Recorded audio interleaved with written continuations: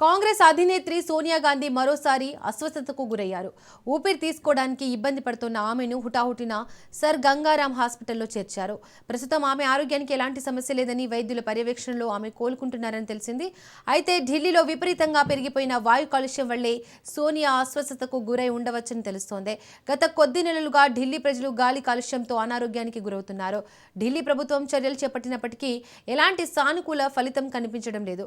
ప్రజలు ఊపిరి పీల్చుకోవాలంటేనే భయపడే పరిస్థితి నెలకొంది. ముఖ్యంగా పిల్లల పరిస్థితి దయనీయంగా ఉంది. ఈ నేపథ్యంలో పలు స్కూళ్లు సెలవులు కూడా ప్రకటించాయి.